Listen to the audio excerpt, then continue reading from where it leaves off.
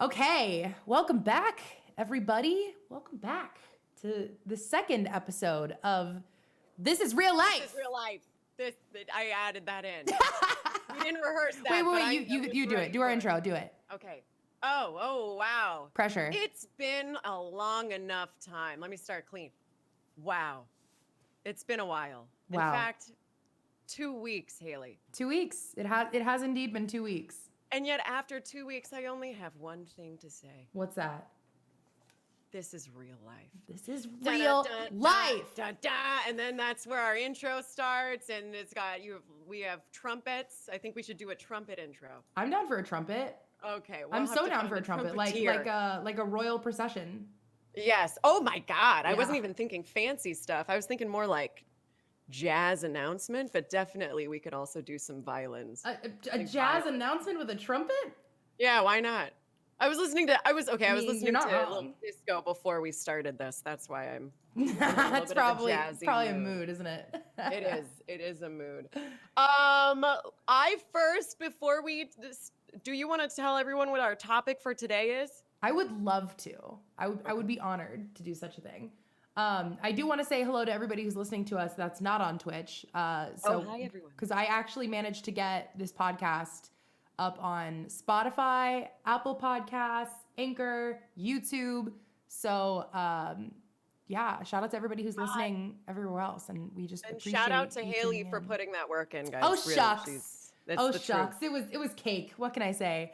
I can't believe you're a badass. That's all I have to say. Thank you. You are too. Women supporting women. Thank you. Damn right. Women supporting women.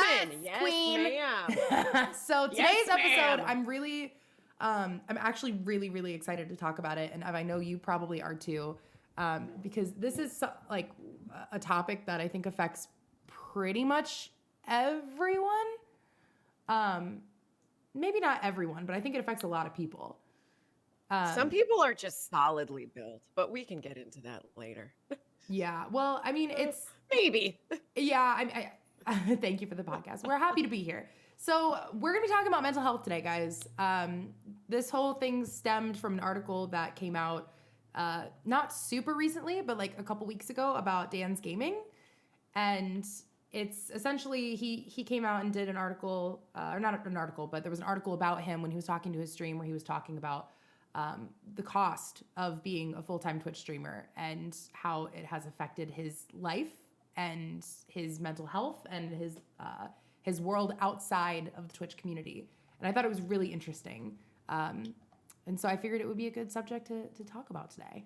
I am so happy to see someone in the sort of kind of like the eye of streaming, which I'm, to be completely honest, or to be fair, I feel like streamers have become very open about their mental health. I think the last 5 years, 3 years, maybe, probably more recently, the last 2 years, I hear more and more streamers really talking about what's going on. Yeah, definitely. Well, I think it's become like, I think that's part of just a generational thing where people are understanding that it's okay to talk about these things, because there's been, for many years, there was a stigma that you couldn't talk about that, and you couldn't talk about how it made you feel and what it was doing to you if you were suffering from anxiety or Why depression, do you think or that whatever is? it was. What was that? Why do you think that is, by the way? I truly think it's a generational thing, right? Like it was an attitude that people were raised with, where, you know, for instance, most guys I know, at least in my life, were raised with the attitude of don't cry, don't show your emotions. You have to be big and strong, like this masculinity that they were raised with from birth by everybody around them. And it's just like as if that's how you have to be as a man. And so that's, I think for a lot of guys, it became this attitude of, I can't show how I'm really feeling. And so a lot of people, I think, have hidden how they feel, and it's shown as weakness, and it's shown as, I'm not strong, right? Quote unquote strong if I'm feeling this way. It's not even if you're feeling that way. It's like if you reveal that you're feeling. No. Actually, I think it is actually if you are feeling that way. If you feel down, if somehow that correlates to feeling weak in a lot of our minds, I feel. Like Yeah. in my mind specifically, I'm like, ooh, if I can't get through today, how am I supposed to get through my entire life? You Yeah, and know, but a lot of people feel that way. And yeah, it's kind of funny because now it's when I say it's a generational thing, I think millennials specifically have really helped tear down that stigma. Now it's like everyone's talking like, yeah, woohoo, millennials. therapy! Yeah, Yes! Like therapy. talk about your problems, anxiety, Yes. woohoo, let's get it out there. And that's awesome. I love that we're willing to like get out there and express how we're feeling and that there's no shame in it. It's just this is Mhm. something that a lot of people suffer from, myself included. Like I was telling Chat earlier how I had a total like mental breakdown last night in the middle of the night, freaking out. And it's so common, and it's nothing to be ashamed of. I mean, No. I Oh, think I've that's had probably 2 fair to say breakdowns this for most week. people. What'd you say? It's I said I've had 2 breakdowns this week, very similar, but it was like in the my breakdowns are every in the morning. Oh, whereas Mine mine are are at night. I love how we have yeah, time yours are specific breakdowns. yeah. Mine are in the morning. I wake up panicked. I wake up panicked almost. No, no, no. Luckily these days, not every morning because I have a bit of a routine that I've set up for myself because Mhm. I've learned that I wake up panicked in the morning, right? That's just like my circadian rhythm is Right, off. There's right. things going on in my life. Whatever it is, I wake up stressed. So I've Mhm. created sort of patterns in my life to help deal with that. But I That's feel like it's smart. all about insight, right? Exactly. Noticing that, hey, I The might have panic attacks trends, at nighttime. Yeah, the I might. triggers that offset that, that's super important. Yeah, it is. Okay, I got okay boomered in my chat. Oh no! Wait, no, yeah, I know. I feel like okay boomer is my new favorite phrase It really because I feel is. like I can blame everything on a generation, so it's great, right? Just point Um, fingers. yeah, but you know, at the same time with that okay boomer thing, someone asked me like what I was gonna do when I became a boomer, which I said, you don't understand the concept of Of boomers what a and boomer boomerang. is, Yeah, what a right? boomer is. I It will doesn't mean never you're be old. a Like that, I boomer. think that's what the meme is. Like saying calling someone a boomer just means they're old. But I don't think people understand that boomers were like a very specific generation of baby boomers. Like that's what it's That referring also to. did a lot for us. I mean, Yeah. women couldn't vote before. So to be fair, the boomers were involved a little bit in getting, you know, women to be able to vote so then we can focus on all of our other problems. But that's a different topic. For a different day. They're a different podcast. So what I'm thinking is we should take a second to watch Go the into clip the from the article I sent yes. you. Um, so that way chat can understand kind of what we're talking about. I sent it to you on Discord about Dan Yes, streaming, about talking about it. Dan's thing. Yeah, I'll play it right now. Yeah, I'll play it too. Okay. Oh wait, shoot! I'm capturing the wrong desktop. Hold on. I'm struggling. Oh no. Holy, There I we don't go. think I ever saw this. Oh wait, hold on. I'm a mess. Why is it doing this?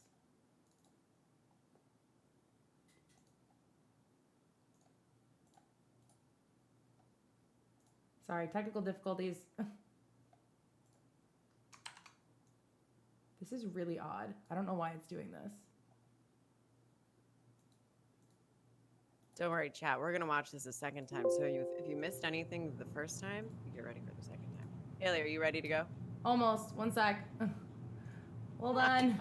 Technical difficulties I'm are, struggling. by the way, for like in theater as well, the technical rehearsal is always the most stressful thing in the world because if there's anything that's going to go wrong, it is a prop or it is your technical stuff. So live anything is a nightmare. For sure. Because everything looks so crisp when you can edit everything out. Yep. Okay. All right. I got it. Let's Okay. watch it.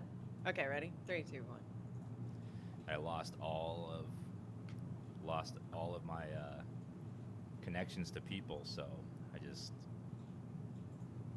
very lonely a lot. It's sad, but that's just how it is. When you got to make a lot of sacrifices, and if you're not already in a relationship before you start streaming or during streaming, then it's really hard to find someone new when you haven't been outside in a very long time. You get used to just streaming all the time, day in and day out. Not hanging out with friends stuff because you got to focus everything on streaming. Stream. Got to grind to get up there. And I did it. I'm up there, but I've lost everything. Social-wise, no friends, no relationships, no interactions with people. That was a sacrifice I made to get here, but But now I'm like, it's very lonely up here on the top of this mountain. Oh, Yeah. oh. Had you not seen that? I hadn't seen it. I read the article, but I hadn't seen him actually talking. I didn't watch the video. It makes it very real. Holy, it really did. I know. I could not help but stare at the fabulous branding during that of Hot Pockets. I thought that was really well done. Yeah. By the way, just like on the corner. Oh, sidebar. Still branding, mental health, sorrow. And by the way, I have a very dark sense of humor since I have struggled with my mental health for my whole life. So my sense of humor is quite dark, and when I can see someone talking about depression and laugh about Hot Pocket branding in the background, I think that's a good Well, he was doing a sponsored stream for Hot Pockets, and he was doing up. he was doing like his snack break and talking to his chat, and that's kind of where the discussion led. Wow. Yeah. Hot Pocket should Totally keep intentional. him. Hot Pocket should keep him for talking about what is important these days. So wow, I feel like there is so much in just this clip that I kind of want to dive into. Okay. Let me see. He said that, first of all, I just want to send my love to Dan's Gaming. Yeah, for sure. Wow.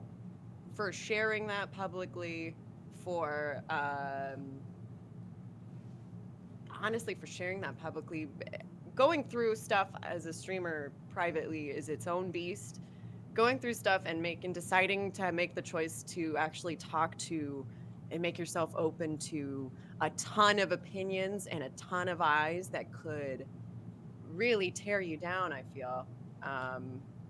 That is very helpful to someone like me who, for us who are very concerned about mental health, about streamers' mental health, about each other's mental health. Right. It's very helpful for us, but to him, it does open him up to, a bit of to make him a bit of a target, right? Scrutiny. Yeah. Scrutiny. Yeah. I hate that streaming. I feel like what he's saying is so honest and accurate as far as what it takes to build a stream, at least maybe these days, and when it was starting, the amount of time that certain people will dedicate to it. I just don't know if I don't think that's healthy for anybody. Yeah. But some people can do it, but they say they can do it, and some part of me goes, can you really? I think yes and no. Before I answer that, do you want to start the squad stream? I invited you just now. Almost forgot. So it really depends, right? Because when you see some of the most successful people on Twitch, like they're people who truly are putting in hours and hours and hours and hours. There's no question about it. And so it's about finding balance, I would think, right? Like, oh yeah. And so if I go on and I stream, I don't know, let's say 8 hours a day, I mean that's a lot, but it's not like. But people go to work for 8 hours. Exactly. So. People go to work for 8 hours a day. Like that's not an unreasonable amount.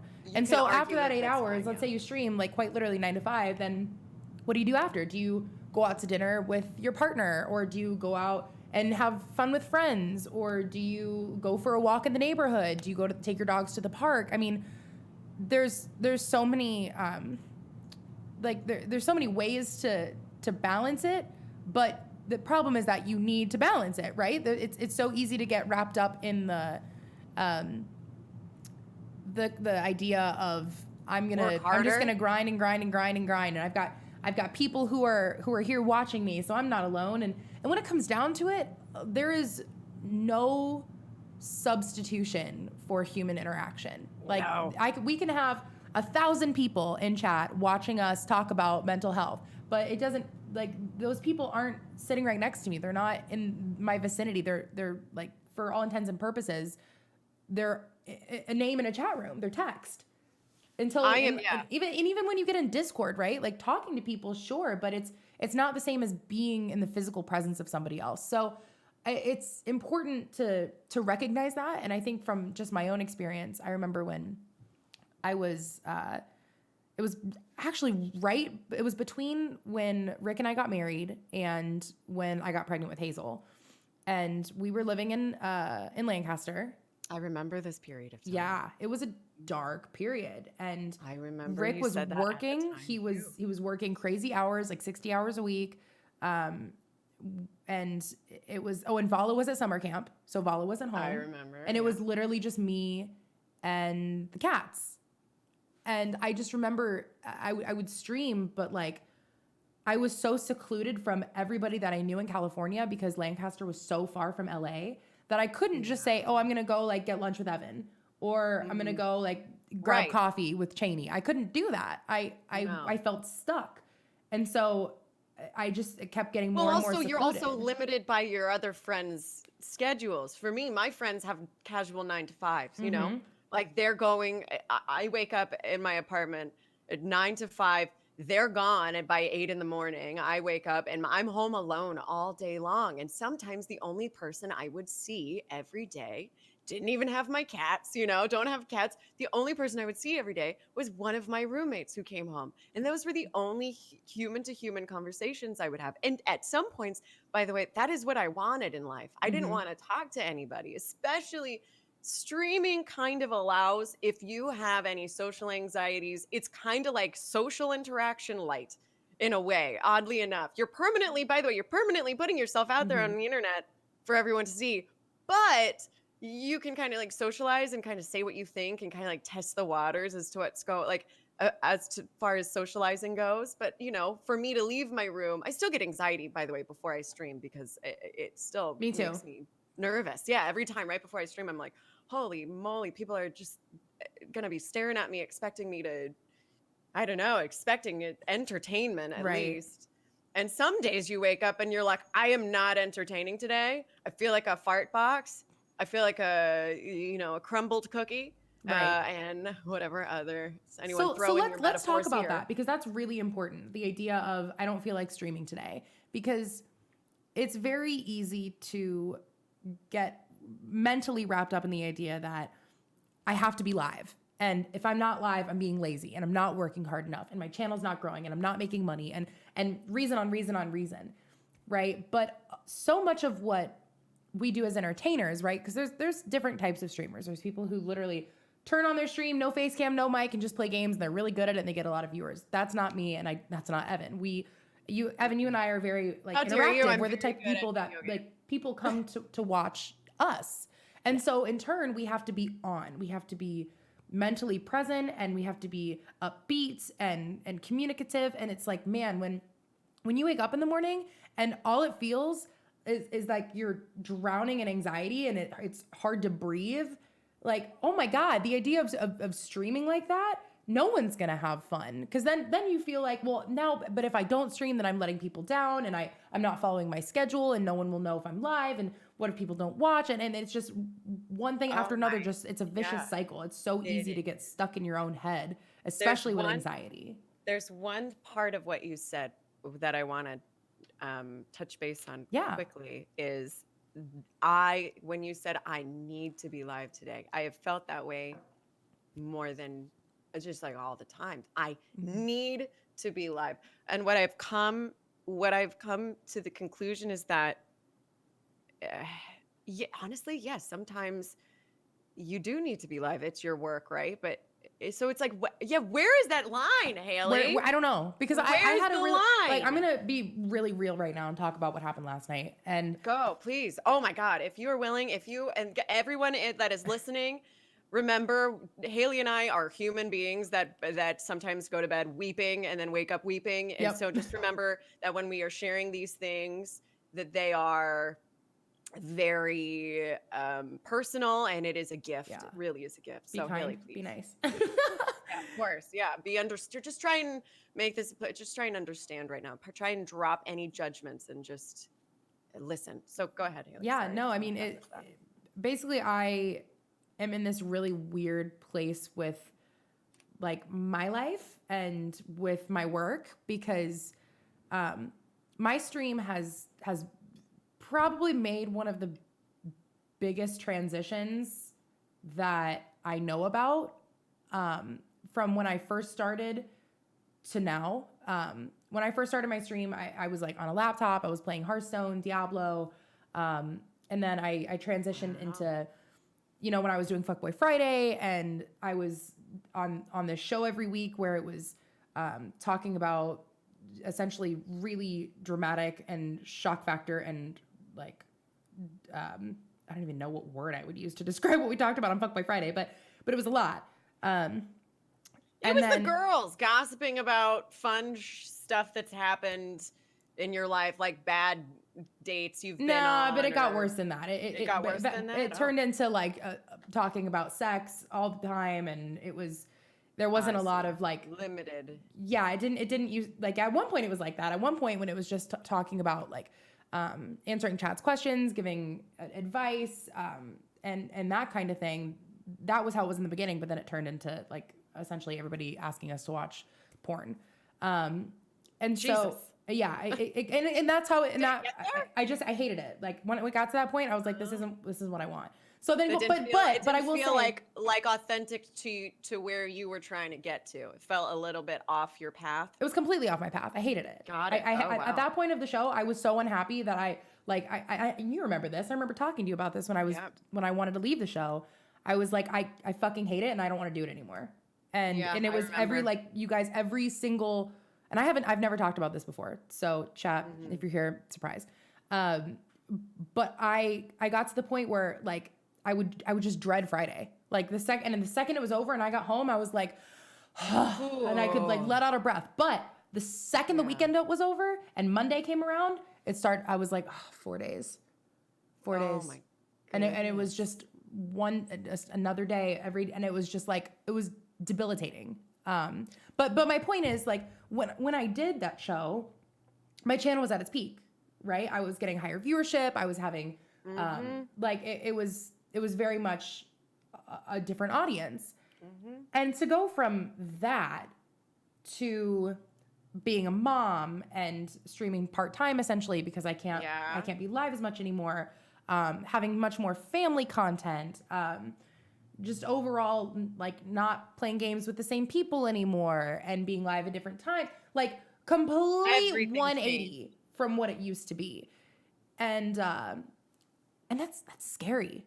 That's really scary because you can't expect your audience to stay with you when you it's like you're exclusively a League of Legends streamer and then out of nowhere you're like, I don't like this game anymore. I'm going to go play Counter-Strike. And a lot of people are like, well, I only like League, so I don't want to watch anymore. Yeah, so I'm out. And then it's like you're losing your business. That is what is so stressful about the streaming world, because you kind of become your brand. And what happens when you start to change? What happens when Evan decides, I don't like this anymore? That's, by the way, is what happens. You go, I don't like this anymore. One day you wake up and you realize, I don't like what I am doing. That happens. And I think for a period of time, I think in the back, I'm very lucky because I feel, and I know you are as well, we have viewers that tell us to not stream when we aren't okay. Our communities are so understanding. Oh yeah. Truly, I couldn't ask for a better community, and I know you say the same. Oh yeah. But I think the way our beliefs, it's kind of like when it's like what's that Shel Silverstein poem about the mask? And it's like everyone's got their mask on, everyone's walking around with their mask, but it's like, how are you gonna know, this person was like blue skinned and so they wore a mask every day. And then this other girl was blue skinned and she wore a mask every day. So then they kept walking by each other and missed each other every day and they didn't recognize each other because both of them were wearing that mask. I feel like if you show a glimpse of what's under the mask, those people find you. People that you need to find you will find you. And I feel like on streaming, I do feel like streaming is a little bit like that, where the people that need you will find you if you're honest. Yeah, I think that's true. And vice versa. Yeah. If you're looking enough. But I feel like since both you and I know you've been very open with your mental health stuff. So have I.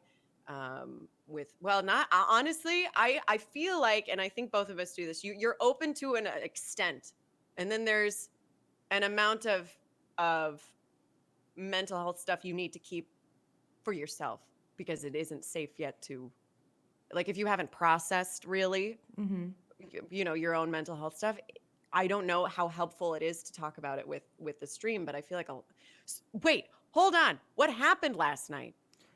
Well, Did we finish that? I just had like a, I don't even know what I would call it. It's not a coming to Jesus moment because that definitely wasn't what it was. But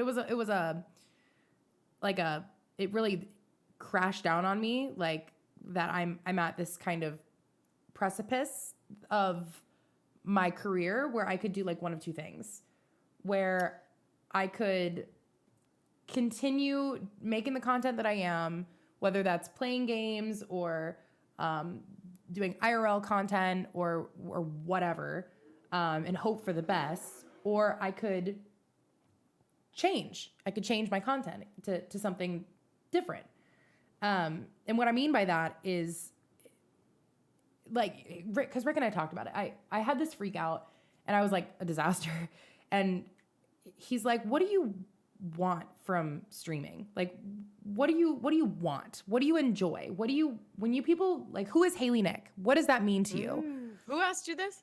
And Rick and I were sitting there talking. And, yeah, and he was like, "Who is Haley Nick? And what do you want people to like? What kind of people do you want to grow your channel?" Because when it comes to growing, like, Twitch as a platform has really taken a lot of traumatic changes the last few years and become like much more of a giant in the sense that there's the select few who have like, 10K plus viewers every single stream, but then there's whoosh, like everybody else below it. So it's hard to grow your channel, I think, at the stage that Twitch is at, unless you have like a lot of help. So yeah, I would bring up that a lot of help. Unless you have a lot of help, yeah, unless you have a lot of help, and definitely you've got, do it. like, Unless you have people at the top that are like, "You're a streamer now. Here's everybody." yeah, that I hosting have." you, You and know what I it's, mean? Yeah, it's very and different. then you have to find those people that stick around for you, and then you build that. But it is it's different. It is. Yeah. And so I was talking to Rick about it, and he's like, you need to figure out if you want to continue to grow, how you want to change that, and what that means for you. Like, what kind of people do you want to grow into your community? And I was like, well, I want, like, the best part about my community is that everybody is like family. Everybody hangs out. They all know each other. They can come and chat. They can chill. Half of chat, I know their first name versus their username. Like, I've gotten to know them over the course of my career. And he's like, if you want to continue to find people like that who are joining your community because they want to get to know people and like be part of a family, so to speak, then you need to change your content. Like, you need to be on Just Chatting, because that's the Just Chatting community that you're looking for. People aren't going to come onto Rainbow Six Siege or Counter-Strike or whatever game it is you're playing expecting to find a community. They're going to watch games. That's what most. And Rick was like, I'm talking from my perspective, because Rick is one of those people. He goes into these, whether it's League of Legends or whatever he wants to watch. He's not looking for a place to hang out and talk to people. He's looking for gameplay. And so he's like, if you're looking for a community to grow and have new faces in to talk to and get to know and have it be like a family, you need to be in Just Chatting. Yeah. And I kind of thought about that, and I'm like, dang. That's great. That's a great piece of advice. It's true. And so I started to think about it, and I was like, well, shoot, I love playing games, and that's part of how I bond with my viewers, is we play sub games and do things like that. So I don't want to, quote, sell out by being a Just Chatting streamer only, because I don't consider that selling out, though. No. Well, here's what I didn't realize, and Rick enlightened me to this, is that there is a community of people for Just Chatting exclusively. Like, there were people who go on Twitch and go through Just Chatting just to watch people, to see whatever they're doing and to hang out. Like, there's a community of people who watch League of Legends, there's a community of people that want to watch people who are on Just Chatting. Oh yeah. And that just kind of, I felt like that was a coming to Jesus moment. If we want to talk about that, that was a moment where I was like, oh, he is right. Because when you go on the Twitch directory, Just Chatting is every single time in the top 3. It's always there. Yeah. People are always watching Just Chatting. There's always people want to see whatever that means. So I feel like the interest in Just Chatting is like, it's kind of like podcast interest. It's kind of like because I feel like, especially me too, when do you watch streams? I have streams on when I'm working on something, or if I'm doing like playing a game on this and I have a stream up.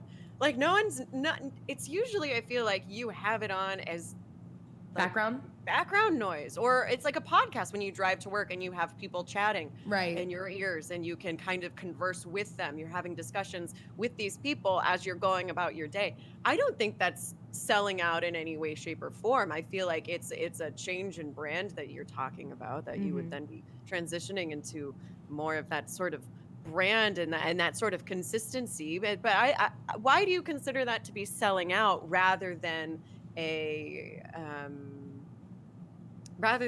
kind of like like an analysis of yourself and your work and kind of reorganizing? Or just I think it's almost like a reflex, because IRL streaming is relatively new still on Twitch. For the longest time, you used to get in trouble if you would sit on full screen, and because it was only gameplay that was allowed. And so I remember anytime that I would be like in between games, like people would come in and be like, "Oh, like sell out. You're just sitting here because you want to get viewers, because people are going to see you full screen." Blah blah blah blah. And I always felt like attacked at that thought. So part of me is almost, maybe it's almost like PTSD in the sense that I'm like, oh, if I just sit here full screen and talk to people, like that's just going to be selling out because I'm not playing games. But Twitch has changed. That's a category that people hang. Like Rick and I went through and scrolled through just chatting last night, and I mean, just everything from podcasts to dancing to scrolling YouTube to being on Reddit to you name it. It was happening on just chatting, and I was kind of blown away by it. So I think you're right that it's not like a sellouty thing. It's more like a new avenue for content now. It's definitely more accepted. I think there's a lot of streamers who find a lot of success in just chatting, and for me, that's what I've built my brand to be. Like I'm not Haley Nick in the sense that I'm playing like hardcore gameplay or talking about really erotic sexual content. Like that's not me anymore. Now my content is about my daughter and the fact that she had surgery on Friday, and being able to talk to you guys about how her ears are doing. Which, by the way, I watch every day. I love you so much. Like every day. But truly, like that, if you go on my Instagram, everything is Hazel.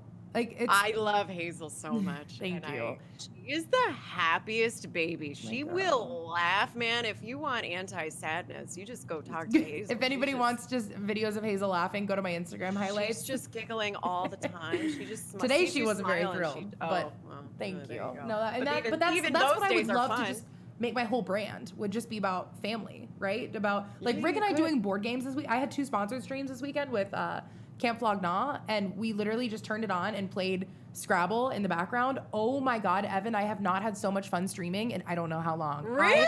I laughed so hard because, God, Rick is so, like, there's some serious, like, you should go watch some of the highlights. In fact, my pinned tweet is from when we played Scrabble. There were just some great moments from those I might streams. have to go back and watch the VOD. It's funny, but I mean, I'm getting away. So, but basically, what happened last night? I had this like big freak out where I was like, I don't know what the fuck to do with my channel anymore. I don't know what's going on. I don't know what people want to see. Everybody's all over the board, and I if I want to continue to be able to take care of my child and take care of my family and support them with this career, something's got to change. And so that was how we got into this discussion, and I was like, okay. And I felt not completely better, but I did feel significantly better about it. So that was my freak out last night. But the anxiety, but the point of the talk was like, I literally was on our porch, like bawling my eyes out. And I told him, I'm like, babe, the anxiety over, I don't know what I'm going to do is debilitating. It's too much. Yeah. It's debilitating. Chat's like, I thought a word. I checked. Evan, I'm serious. Go watch it's probably, Rick and I were playing Scrabble, and he did not realize that EYE spelled out the word I. Oh, it was a great moment. Oh, he had a moment. It was good. There. It was good. Oh, when Rick. The brain misses, when your brain just misses. That's exactly what happened. Yep, been there. That's so funny. I'm gonna wait. Can I watch it right now? Of course. Oh my God, Rick will kill me for putting that on if we do that. Man. You know what? I'm gonna let you watch it, and I'm gonna listen to your reaction. Like keep Yes, keep I- yourself unmuted because I want to hear how you react to this. Okay. Okay. Hold on. Let me go to the videos. Wait, is it in clips? I'm assuming it's in It's clips. just you can just go to my Twitter. It's my pinned tweet. Oh. Chat wants to see it too. All right, fine. I'll show chat. Haley. Keep it up, Bales. Keep it up, Haley. Haley, you better not have porn on your Twitter. I'm There gonna it hit is. you with the Okay, double. okay. Wait, no, it's not gonna work. Don't worry, I got it. What do you mean? Is AYE a word? AYE is a Volatile, word. EYE is so probably not cute. a word.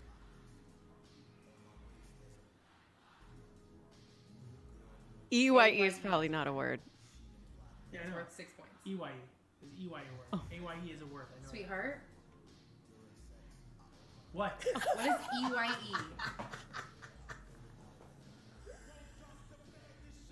What are you talking about? Just ask me if EYE is a word. Yes? I think you're like 2 steps behind me. I'm trying to figure out if I can do something with that. You're trying to figure out if EYE is a valid word. I'm trying to figure out if I can you're do 2 steps something with it. behind I know me. EYE isn't a word. I asked you to check if EYE is a word, just in case something stupid like fucking Za's a word. Oh my god. Oh, I'm fucking retarded. Oh.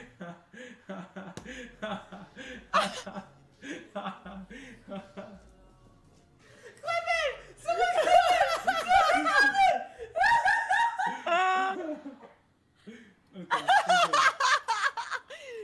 You do not get moments like that very often. Oh my god, and the EYE fact that is it a was on word, yes, stream. Oh, beautiful. Oh, Okay, Rick wait, is how many sitting in points now? Oh my EYE is God. a word, yes. Thank you for the $10. Oh, yes. So Oh, freaking Rick. 4, 5, 6, 18. Oh, Rick, been there. And the whole time he's just like trying to get over it. Okay. Oh, yeah. Oh, yeah. 20 points, Beautiful. babe. Oh, poor Rick. I'm gonna have to text It was him. it was a pretty great moment. But that's what I mean. Like, and Rick's been such a good sport about it. That clip has been viewed so many times by literally everyone in our life.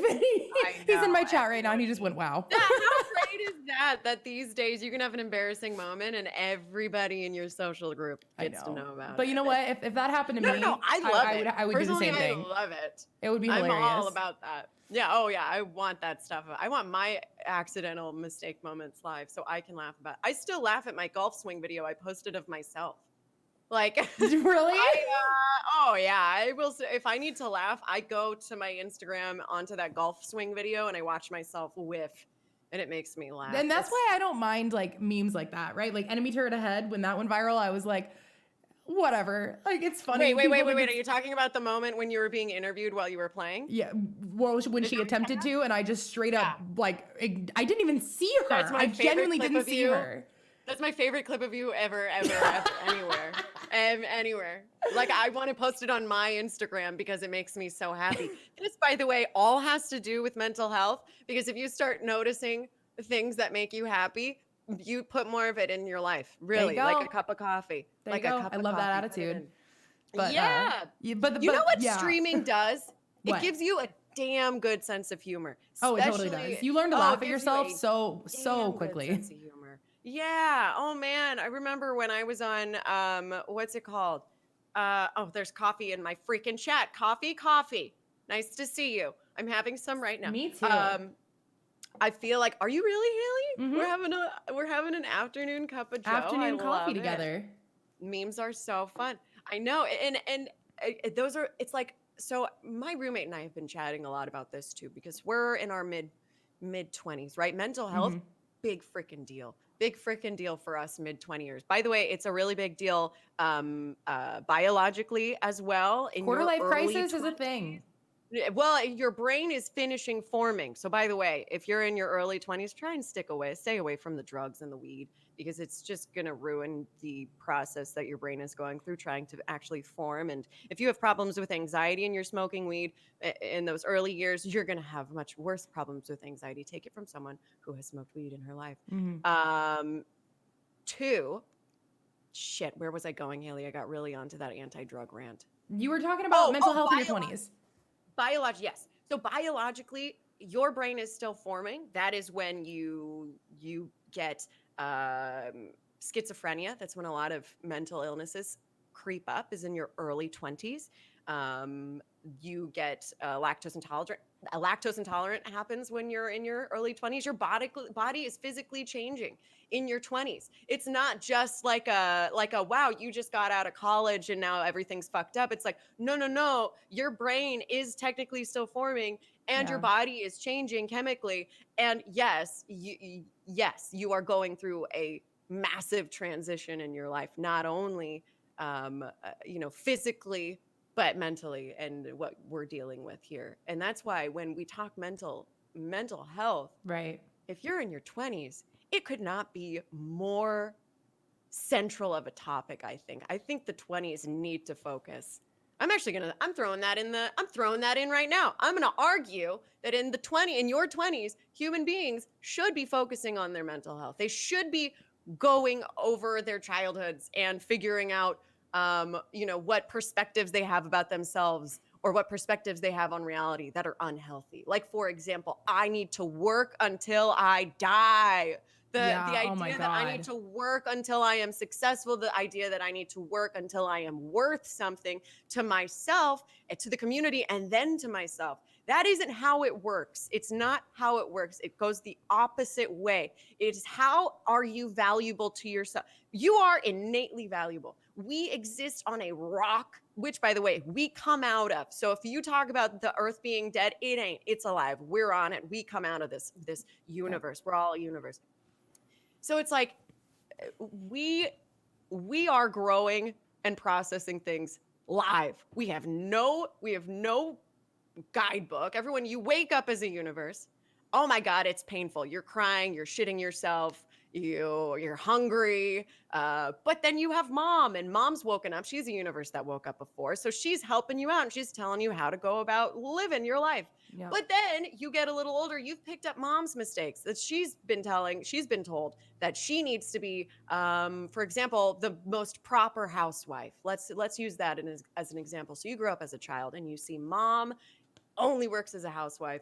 That's what I should be as a female in this world. Dad works very hard. So he's also passed down. Whether or not they have said it out loud, you've picked up those ideas. Also, you've picked up the idea that the only time your dad hugs you is when you've helped mom with your housework, with the housework. That's when dad shows you love. So now you've picked up this entire psychological thing that you didn't know, even to this day, you don't even know that you're dealing with. But it is completely told you how you feel about yourself and how you feel about your reality. So every day now you're waking up trying to find use for yourself so that you can be loved, when that is wrong. It is innately wrong. It is just not right. There are so many incorrect perspectives that we carry around, and that I see in someone like Dan's Gaming, that I see in so many streamers, that you have to work until you make it, or you're not, or you're useless. And beyond that, there's the seriousness of like, I have a family and I need to make money for them, right? That's a different thing, I feel. But when it comes down to being in our 20s and trying to find worth,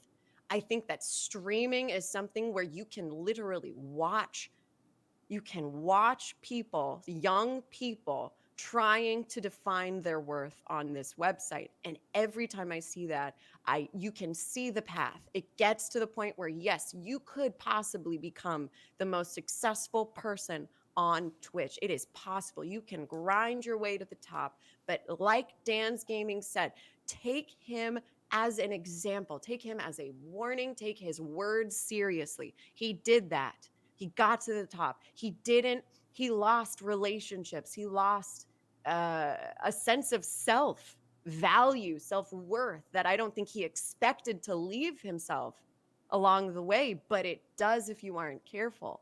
So what does that tell us about mental health and purpose in streaming?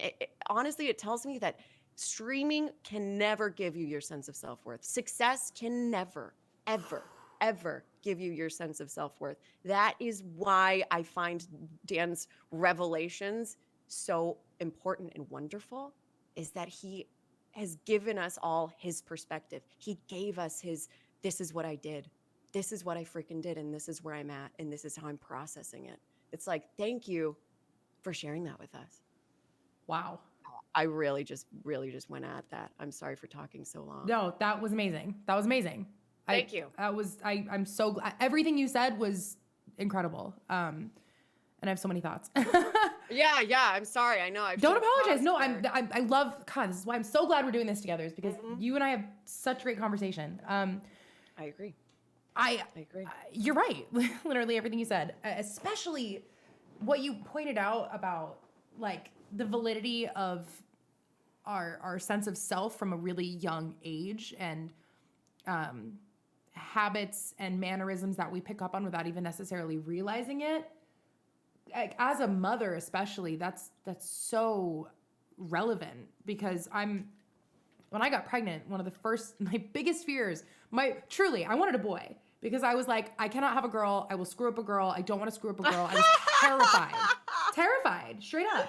And then obviously naturally it was a girl. So that fear that I was going to somehow screw up my daughter, just, it felt like I couldn't escape it. And so to this day, I need to be exceptionally aware of the way that I talk about myself, the way that Rick and I talk to each other, the way that we physically talk or like touch each other, being supportive and emotional, and like, you know, I want her to grow up seeing that mommy and daddy love each other, and that marriage is more than just being mom and dad, but it's about being husband and wife, and being a partnership, being a team. What?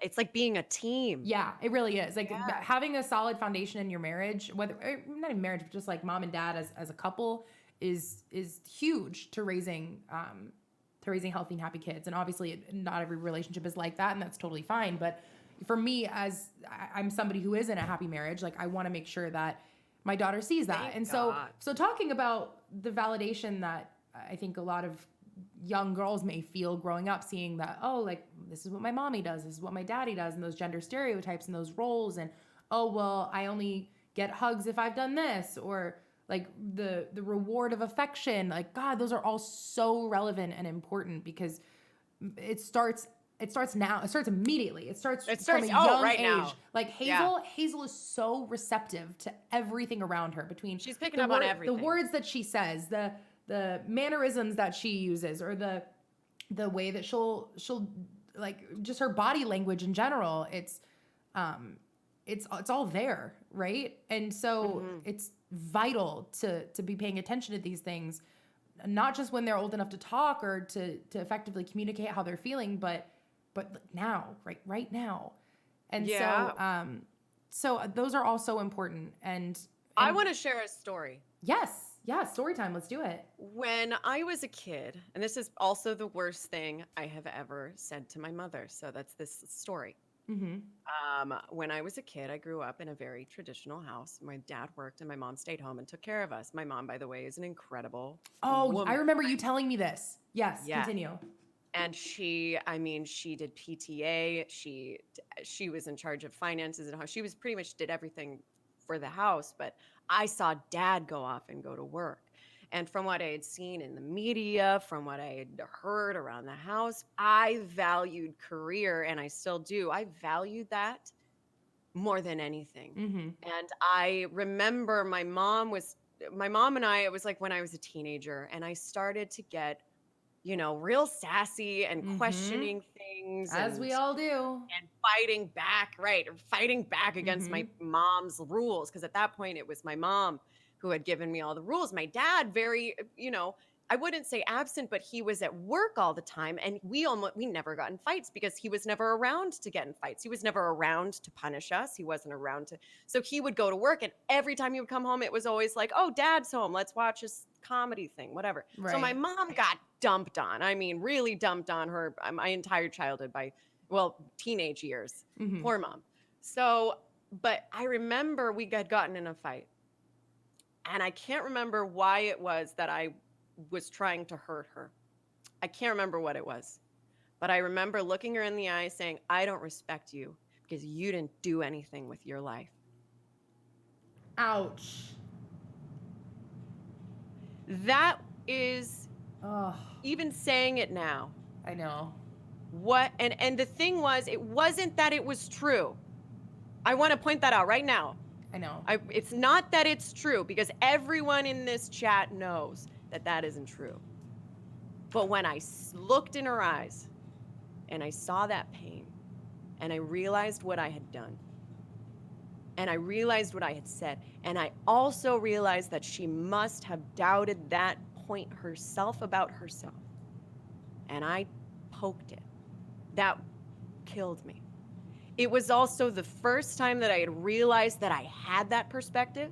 It was the first time I realized that I held such a deep value for career and what you do, to the point where I am suffering, you know, and I have suffered growing up because of that, putting that pressure that I put on my mom in that moment. I put that on myself. That didn't go away. That perspective doesn't go away. You know that you've done something cruel and you've said something mean, but that what happened is that I realized I held a perspective that was incorrect, because as I got older, I realized, holy shit. Right. The idea of a woman giving up, because my mom worked before she had me. The idea of a human being giving up, quote unquote, their dreams or their ideas of success or whatever, when she herself saw value in having a career and being a person with a career. And she had been in a relationship with someone for so long who had done all the working and who also held that belief. He grew up in a very traditional household where it was like, if you didn't work, if you didn't make the money, you shut the heck up. And so I got to see not only my problem, I would say, my perspective, my false belief of the sense of self and false belief on reality. I saw my own in that moment. And I saw that she also suffered from that. To this day, I couldn't verbalize or communicate that. Right. Thank you so much for that reason. I couldn't verbalize or understand it myself in the moment. My mom also had 3 children. Yeah, she was a busy freaking lady. Yeah. Haley, you've got 1, so you can imagine having I 3 can tripling without my Rick workload. around. Just kill me now. Without- There's no way. and living on the other side of the states from your family. She did not have family here. There was no help here. So she a complete badass. But I realized though, because later in our life, I've talked to her about that, and she's kind of changed how she lives her life these days. She does a lot more things for herself, and she's so happy. But it's like that pressure, you don't realize that you hold such critical and false beliefs. Yeah. Like I didn't realize that I had held that until I saw myself tearing my mother apart, really, by saying that. And then I was like, whoa, I didn't even know I felt that way. And yet here I am saying it to you. And that's also when I said it, it's, when something isn't true and you say it and your body goes, that was wrong. That's wrong. That's just not right. I get that feeling all the time where I'll say something, I'll be like, that's how I feel. And then I'll say it out loud and I'll go, that is not how I feel. Yeah. Wow. Yeah. I just found out that's not how I feel. It was that moment. Truth, I feel like, capital T truth, honestly, even lowercase t truth, has a way of circumventing all of our messed up ways that we think. There's something about truth that when it hits you, it is what it is, and you know it. You can recognize it. That still breaks my heart thinking about that, and knowing that my mom is just me, trying her best to raise these kids without a guide, Right. without really knowing what's going on. It just breaks my heart. And to know that she grew up in a period of time where being traditional and being in, like, there were no resources for women, and that were being in relationships that, made them feel like they weren't valued. Right. And not to say that my parents' relationship did that. I think it did it for a period of time. And both my parents have worked on their relationship now, and luckily, I think they're really happy right now. But it's like, shit, she didn't grow up in a time where you and I are talking about this with a bunch of people. You know what I on think? the internet. I truly think that it would be such a step in the right direction if we as a society could implement resources for not specifically children, but I think everybody, to be able to talk about these things from a young age. Oh, yeah. Like, I remember when my parents got divorced, it was like a 2-year divorce. It was really brutal. For a kid, how old were you? It was finalized when I was 14. I think it started around 11 or 12. Oh my God. it was a really I don't think I've ever talked about my parents' divorce on stream. And we don't need to, I don't want to like unload a bunch of baggage on you guys, but the reason I bring it up is because it was my first experience with therapy. And because my dad and I were in a really bad place, and it was, I don't think it was court ordered, but somehow I ended up in therapy, and I was excited to talk about, not excited to talk about it, but I my mom was like, this will be good, but it was my first experience with it. Oh, I remember, I think you were pretty determined to fix shit. I remember you I was told me what? a story about you were determined to fix shit. Yeah. And my overall, like, my dad and I wanted to fix my relationship with my dad, and that was why I was going, was to talk about what was going on with the divorce and all these things.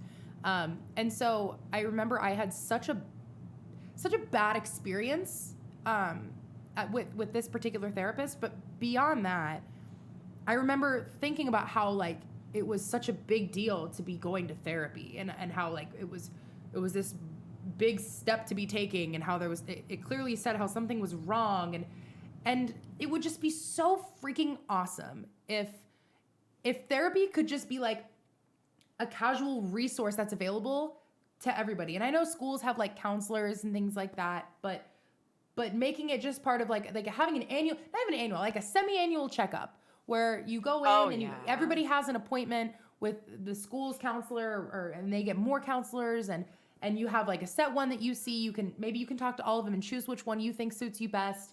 And every 6 months, not necessarily about school, but just like, how are you feeling? What's going on in your life? Give me an update. What's going on with your family? What's going on with your extracurricular activities? And just having the acknowledgement. Yeah, just to talk about it. And so then if there is something that's made, especially when you're young, I think that it's easy to feel like you can't talk about those things, or maybe feel like you don't have anyone to talk to, or more so, especially if those problems are at home with your parents, the people who you would otherwise talk to about your problems, and feel like you can't, having an outlet that's not in a way where it's like, oh, you have to go talk to the counselor, something must be wrong, but just saying like, yeah, I have my 6-month check-in with Mrs. Whoever, and go in and be able to talk about those things. And then if you find out maybe there is something wrong, then having the ability to go in and talk about those things. And especially because, God, like the excuse that, I call it an excuse, but it's not an excuse. It's perfectly logical that mental health can affect your schoolwork and your day-to-day life, and saying, oh, well, that's no excuse for missing class or for missing work today. Oh my God, I don't know if I've ever heard bigger bullshit in my life. To say debilitating anxiety isn't a good excuse to not go to school, or that you couldn't finish a project because you literally can't bring yourself to do it. Oh, like, it has to go. The stigma has to go. It has to. It does. Just coming out of my mouth, it just feels wrong. It feels disgusting to say that.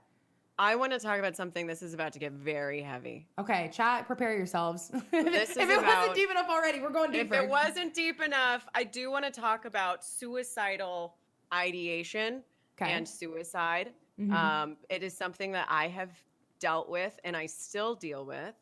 And for me, I never thought about, and I feel very comfortable. Oddly enough, I feel very comfortable talking about it, and almost eager to. Because I don't always feel like that. And once that hits you, once that moment, that thought hits you, it doesn't go away. It does go away. Like I don't think about but it is, I had never considered it. In fact, to the point where I was like, I can't imagine anybody thinking that they should do that or would want to do that. Right. Then I got on, it was years ago. I think it was 3 or 4 years ago. And I was having panic attacks daily. Mm-hmm. And I was so depressed, and I was like, I have to go talk to somebody. So I got on this drug. Whoa, look at this. That's a highest. Thanks for following. I accidentally made my alert box huge. So someone's name just is the whole screen. Right, back on topic, suicide.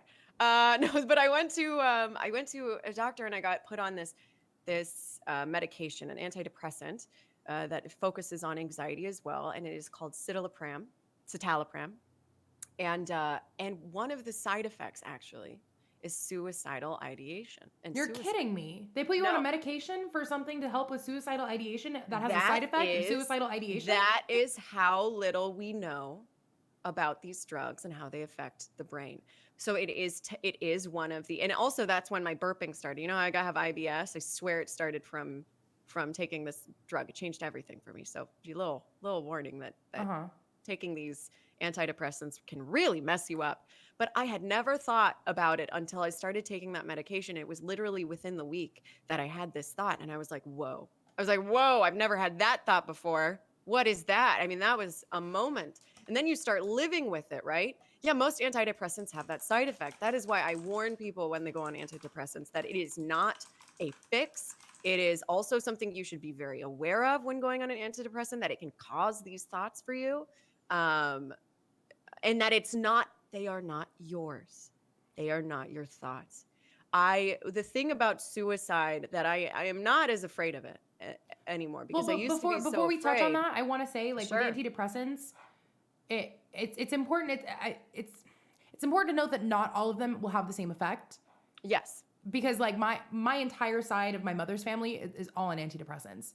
Yeah, I still am. I'm still on antidepressants. So, but just because I'm reading chat, and God, I'm so like thrilled that so many people are coming forth their stories and talking about this. Like, it really means a lot.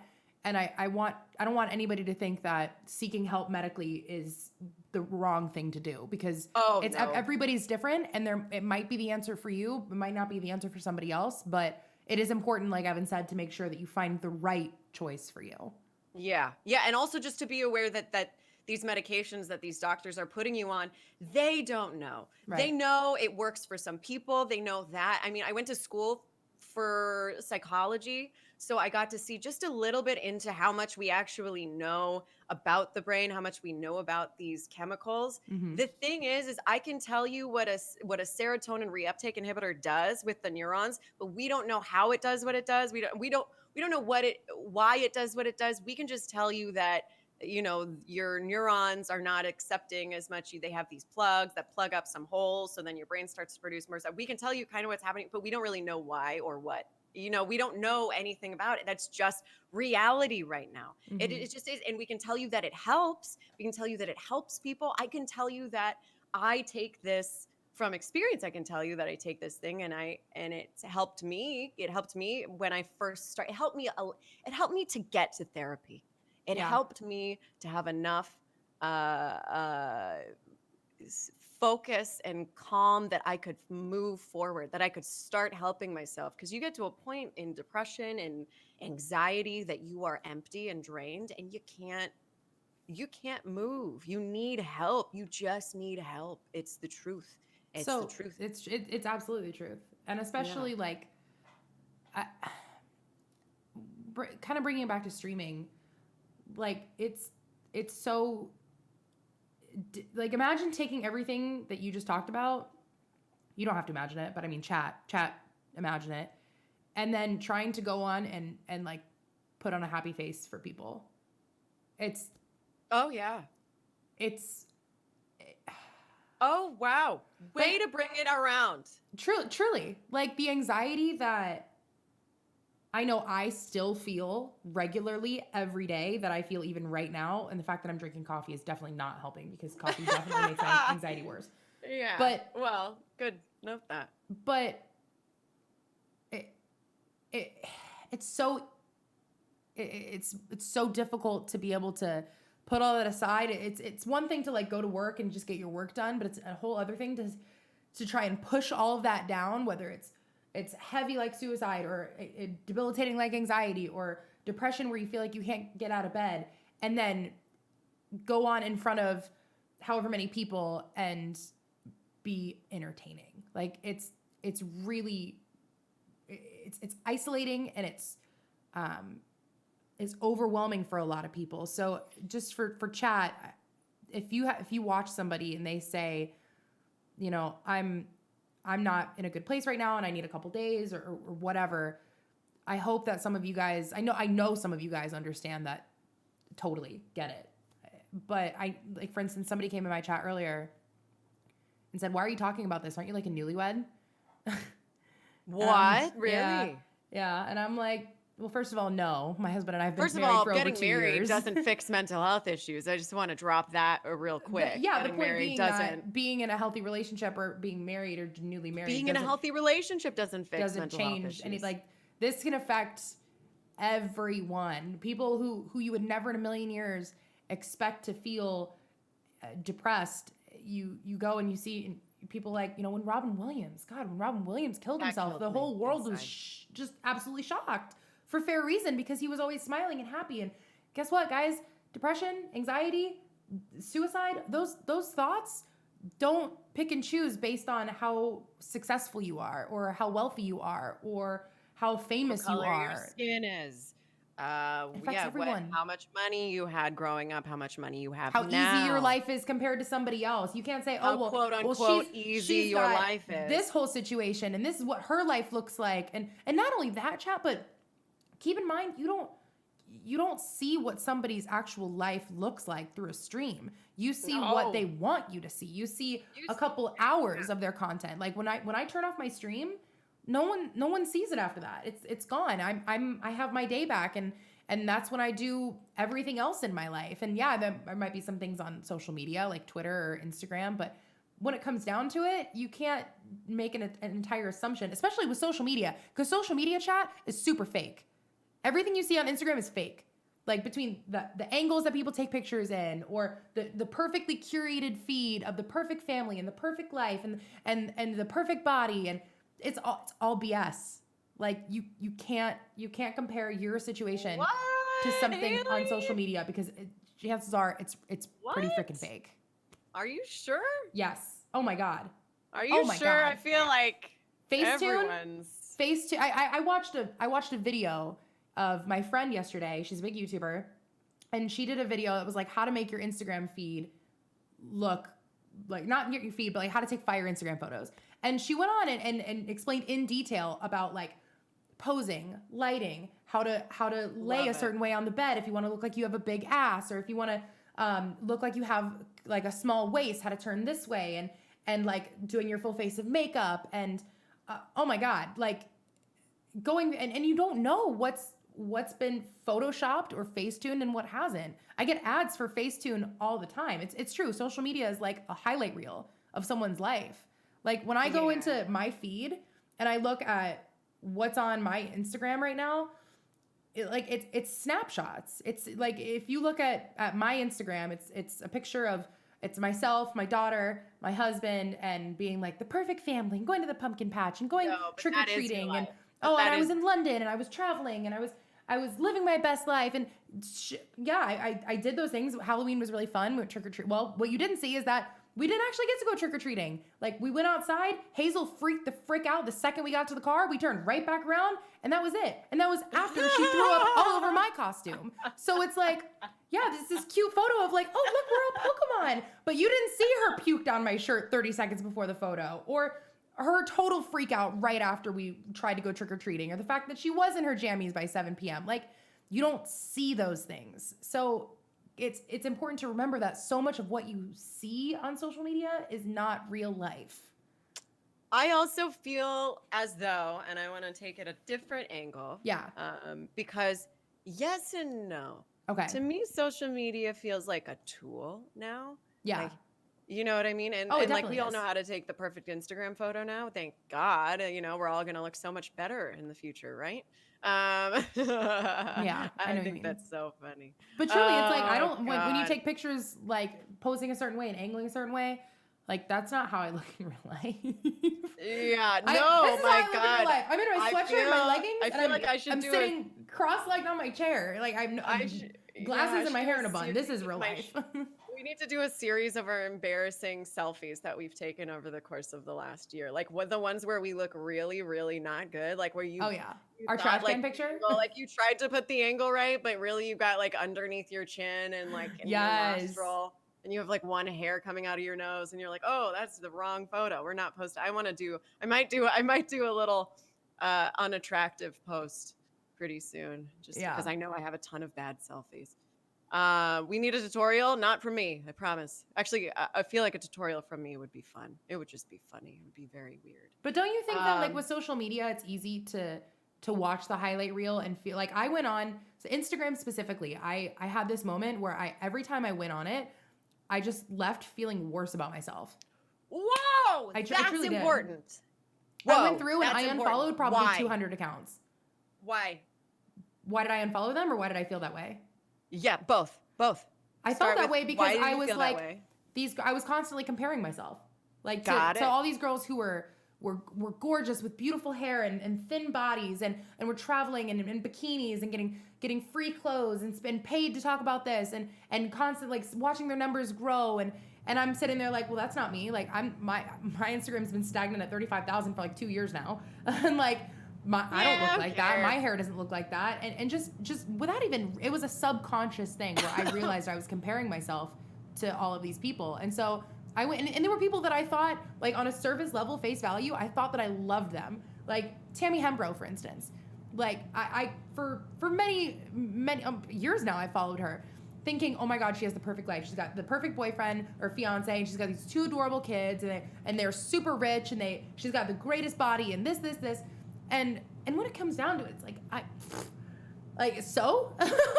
and I don't, even without realizing it, you kind of tend to compare yourself. At least I know I do. And so that by unfollowing all those people, and I started to follow accounts that like kind of sparked my creativity and inspired me, like travel accounts or like bullet journal accounts. And that's where I wanted to go. Yes, things that made me like excited about life. That was when I realized, okay, this is what I want out of social media. And recognizing what it is that you want out of the accounts that you follow is vital, I think. Yes, I really agree. Yeah, so many, and it's at this point, it's kind of a part of our lives, right? We wake up and we do social media. Some people aren't that way. Some people don't live on your phone.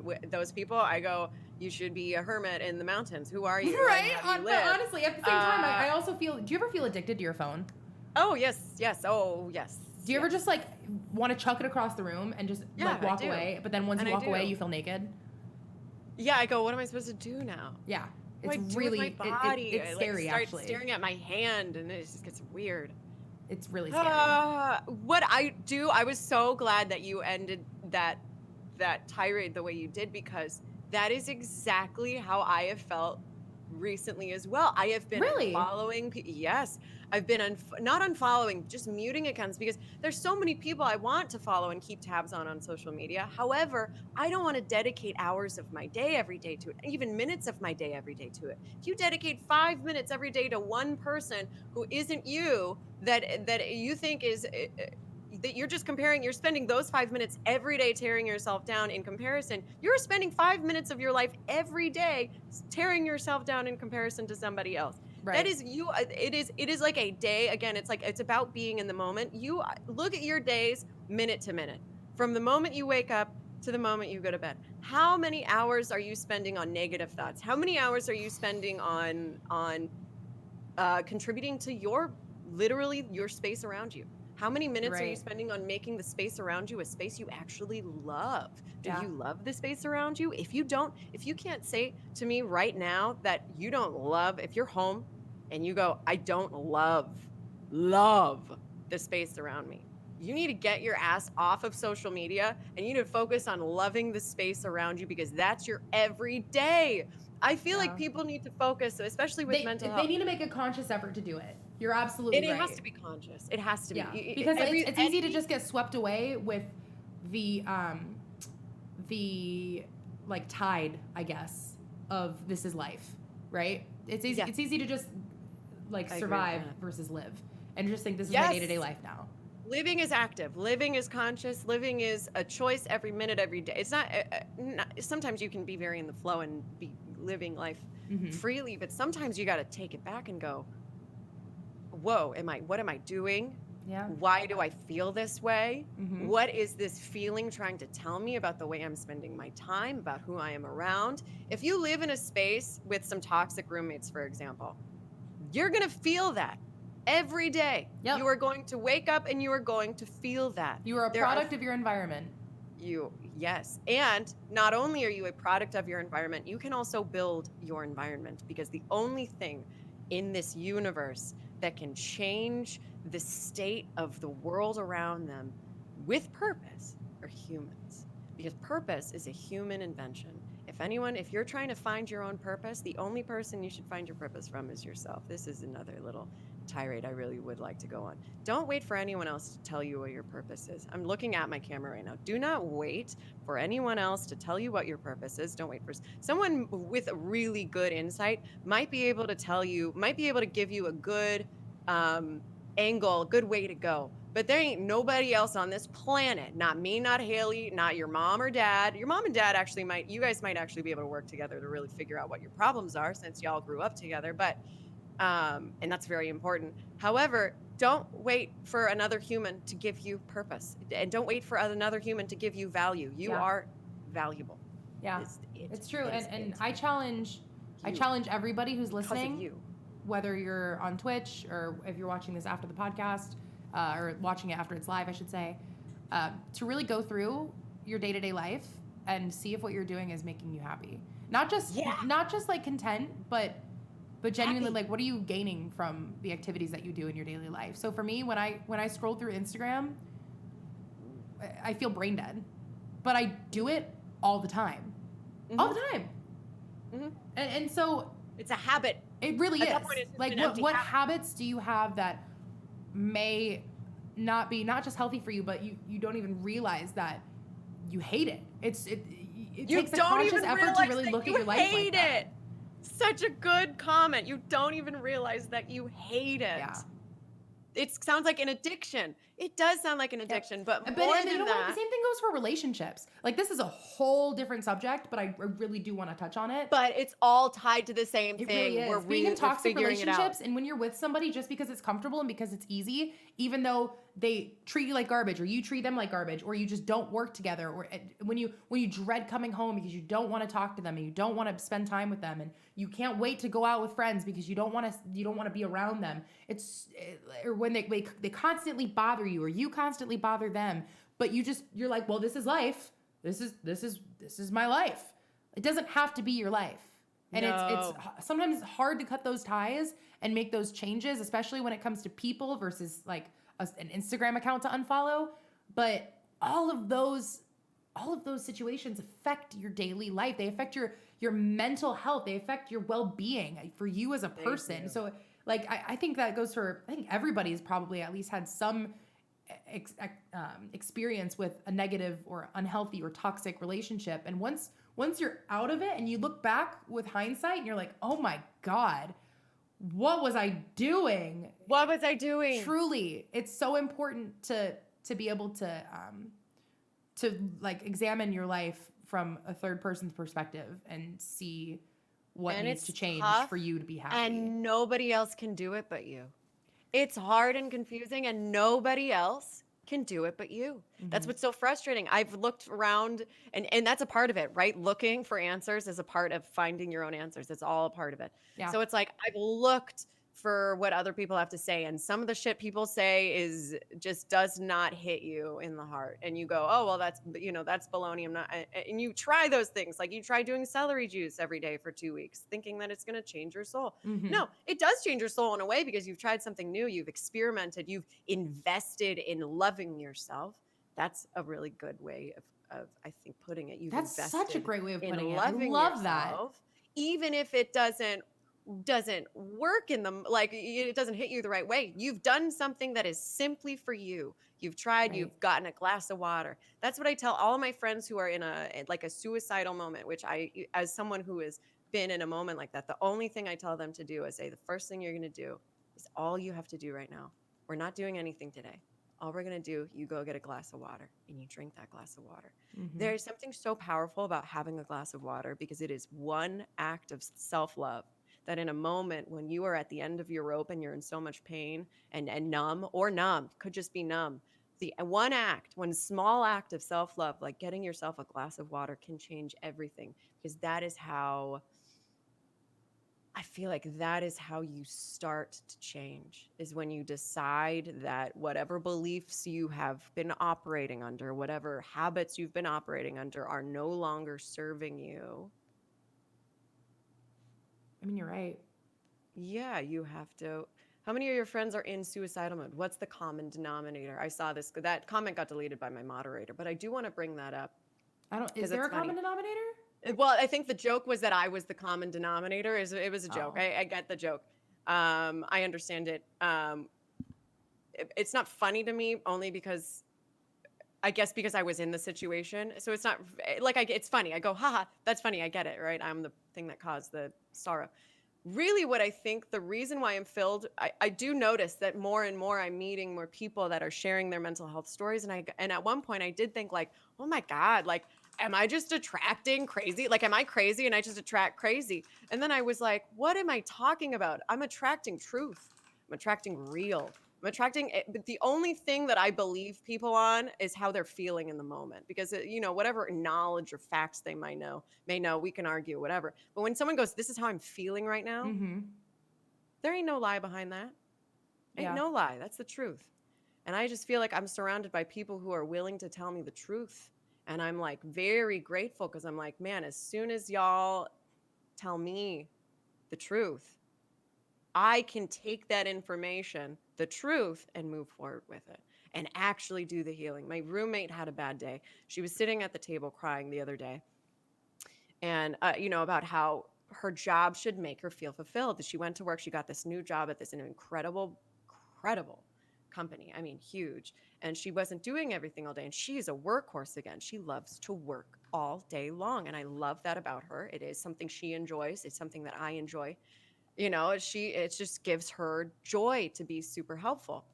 And when she wasn't finding that at work, she was coming home and it had been 2 weeks because it was a new job. No one had time to train her. So she was sitting there. She's like, why did they hire me? Why am I there? And it's like, there is a version of you that exists that can be happy going to work, being the type of person you are. Mm-hmm.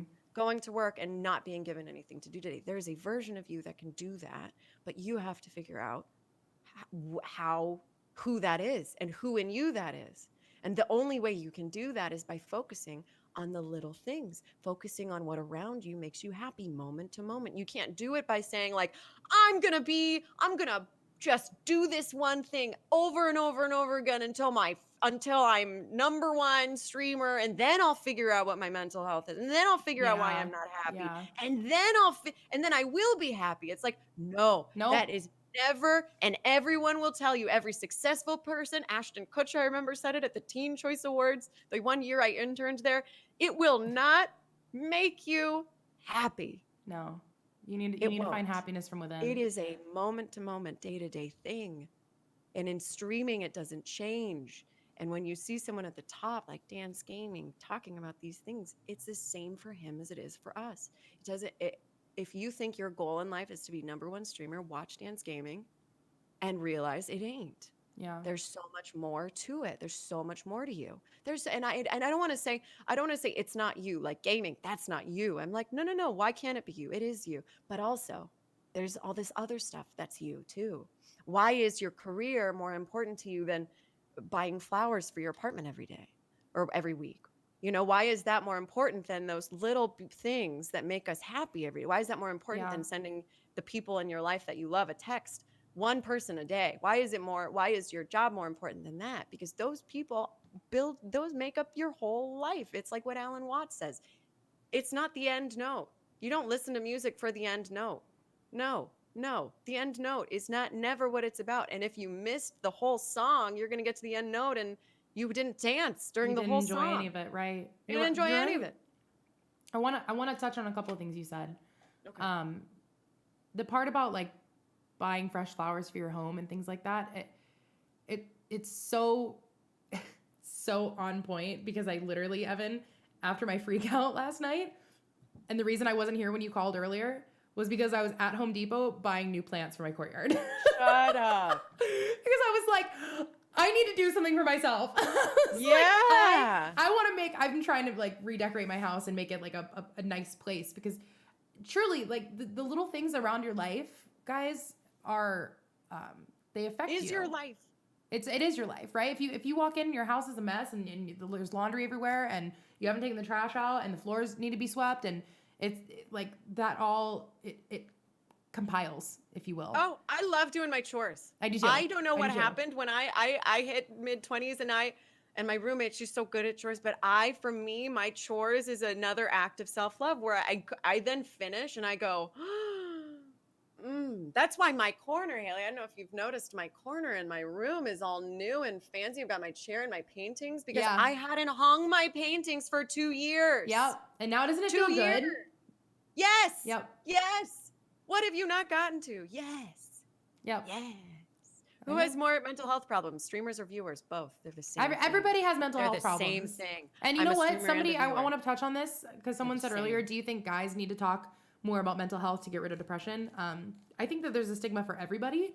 Everybody. But I also do think that the idea of like toxic masculinity in the sense that you have to be strong and you can't show how you feel and you can't cry and you can't show emotion is very real and is very insane and ridiculous, and it is a problem. Oh, it's weird. So what like a you're weird talking about, like, sexual thing, yes, too. the Don't answer guys is feel yes, like but it applies to everybody. But yes, I think that there is that stigma that guys feel like they can't talk about things because it shows weakness, and that you can't show weakness. It's absurd to me. It's absurd. That's also not what I want from my partner in life, to be completely honest. Now that I've gotten older, when I was younger, again, if you feel like young women are idiots, it's probably because they are. Don't worry. Like, so, women are dumb too. We can be dumb too. And it's not that we aren't. It's not for lack of trying, guys, man. I dated a lot of idiots. I dated a lot of people I shouldn't have dated in my life. And it's not for lack of trying. I was trying to be mature. I mean, I feel like I've spent my whole life trying to quote unquote be mature, and yet along the way you're picking people that aren't good for you. What I found out, what I want in life, you want a partner who is your partner, who is going to be honest with you about how they feel, because that's the person that you have to go to and talk to. Like, here's my life problem. Here's my mental health problem. What do you think? That's your teammate. I want my man to be the person I can go to and be like, whoa, philosophically, I feel existential right now. I feel, whatever, like I feel this way. I don't want them for me to go, babe, today, suicidal. I don't want him to then go, yikes. I want him to know, I want us to have a relationship to the point where he knows what to do. And when he's feeling upset, I want him to go, this is how I feel. And then I know what to do. I know how to help him. And I don't want that to not be a part of my life, because it is life. I just feel like that is my life. Some Mhm. people aren't like me. Some people don't have mental health problems every day that they have to deal with and wake up and maintain and Mhm. focus on that. Some people don't have IBS that they have to focus on the types of food they eat. I do. But I am living in a way now that and starting to pay attention to number one, which is yourself, because you guys, you can't help anybody else if you're not happy and healthy and alive. Let me tell you, because when you get to the point where you're feeling suicidal, you go, what's the point of me helping anyone else if I'm not going to be here to help them? I'm not going to be here. You are number one. Number one is number one. And if, by the way, I want to post any suicide hotlines in chat, because I know there's a lot more of us I agree. than there's a lot more of us than we like to admit. And if sometimes the first step is calling a stranger on the phone, and sometimes that first act of self-love is the most powerful act. So even if it's small, thank you. Acorn has posted that number in the chat, 1-800-273-8255. Yep. That is a suicide prevention hotline. There are many. Again, I just want to make that very aware, because I remember being there and being desperate and staring at the wall. I stared at a spot on the wall for probably an hour thinking about it. And then at a point I thought, well, if that's going to be my day today, then I'm going to cancel everything and go do something that makes me happy. If I'm going to die today, I'm going to go do something that makes me happy. And that is honestly, at some times in life, guys, it is if you are in that place, that's where you have to be, because your body has told you over and over and over again that something's got to change, that there's a perspective that has to change, that there is a form of reality that needs to change, and your body is telling you it is dramatically a time to change. And don't be afraid of that.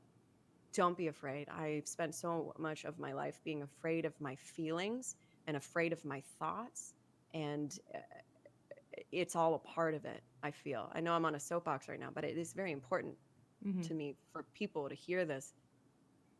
It's true. Don't wait. Don't wait another day. Don't wait another day. Don't wait another day to get started. And I know some people are like, it's been 3 years and I've been doing everything and it doesn't just fix and I'm frustrated, I'm angry.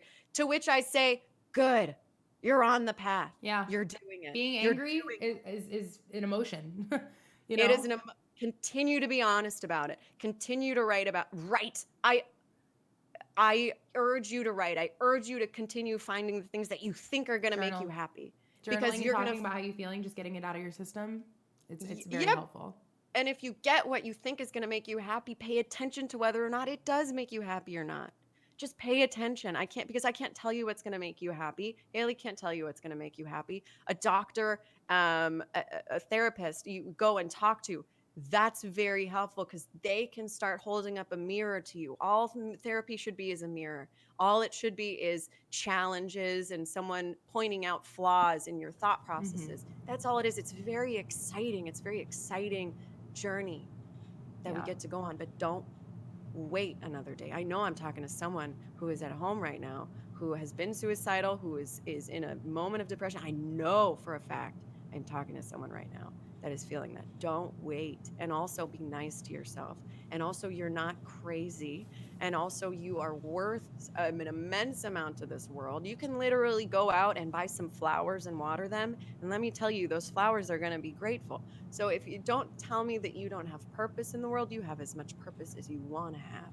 You In matter. the world. Oh, You matter. Yeah. And that's always something, like, it's so easy Even- to get wrapped up in the depression and think, oh, well, everybody would be fine without me. People might be sad for a little bit, but they'd move on. Like, also, it's like if you're feeling that much pain, biggest you go, lie. look, this pain ain't worth it to me. I'm in so much pain. They might be in a little bit of pain, right? But I am in so much pain. You are sick. All I can tell you is you're sick. Your logic is wrong. and It's that people can, and that absolutely there is wrong. help. There is help out there.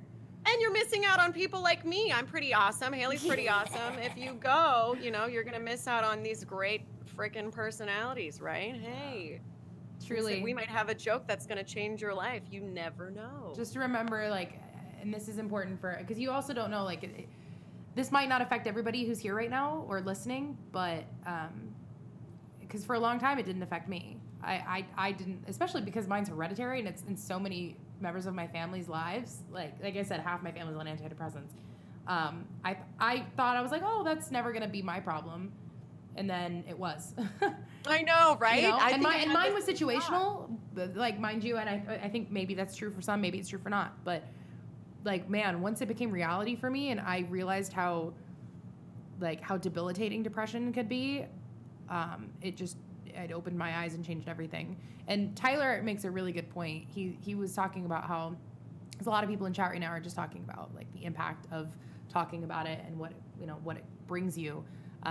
He said that's the first step, but isn't necessarily a solution. Feeling heard matters. Making changes to address consistent problems matters, but talking about it is the first step. It's true. So talking about it and getting it out of your system is so important, but making the efforts in your life to change that, whether it's unfollowing people on Instagram or ending toxic relationships or cleaning out your house and starting fresh and getting rid of things that you don't need, Marie Kondoing your life, if you will, whatever that is, do it.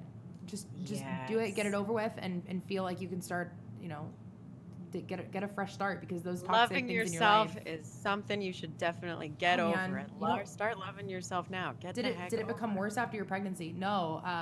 Postpartum depression is super real, though, and I think it's like 1 in 5 women, maybe even more, gets PPD, postpartum depression. And if you don't know what that is, it's after you have a baby. It's not there's a difference. There's, like, the baby blues, and then there's postpartum depression. Baby blues is when your hormones are just readjusting. I don't know if you know this, Evan, but after you have a baby, your hormone levels crazy make the most the most, I don't even know the word, I guess, substantial change in the human body possible.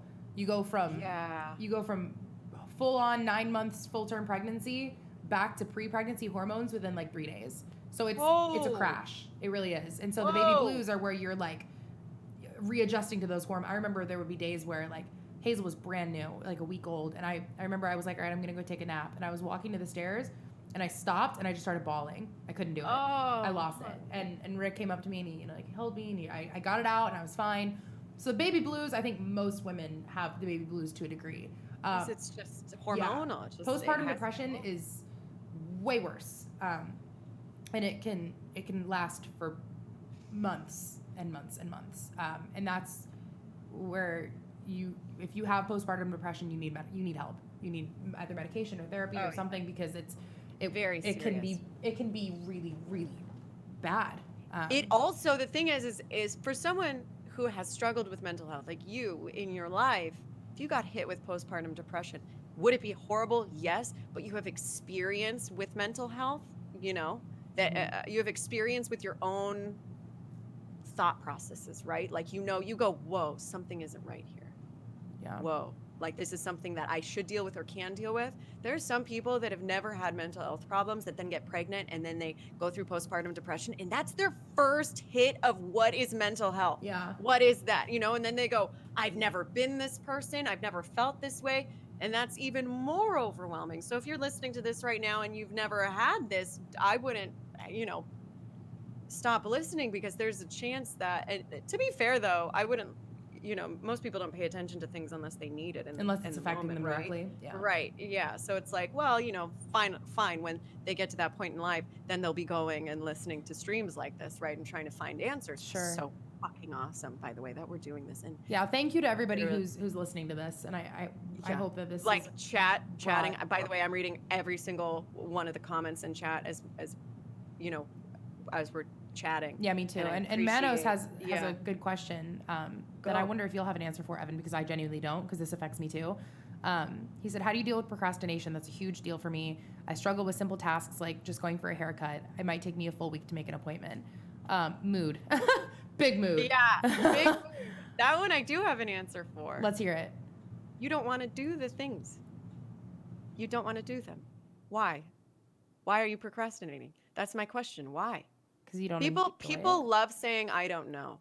People love to say I don't know to some questions. If you're procrastinating, for example, I used to say that about my room, right? I'd be like, my room's just messy. I can't do it. I just don't do it. It's whatever. That is not a part of me. Me not being able to clean my room isn't an aspect of Evan ever. It's never been. It is the way that I've been. But then, a thought changed in my head where I go, I want to do this. It becomes a choice. You start to choose to get things done right away. Procrastination is a choice every time. And it represents that something else is more important to you in the moment. What's the thing that's more important to you? Is it, relieving pain? Is it anxiety? What is the thing that's stopping you from doing? If you supposedly want to get something done, there's nothing that's going to stop you. If you really want something, nothing's going to stop you from getting it. So with procrastination, it's pretty simple to me. Why? What is more important to you in the moment?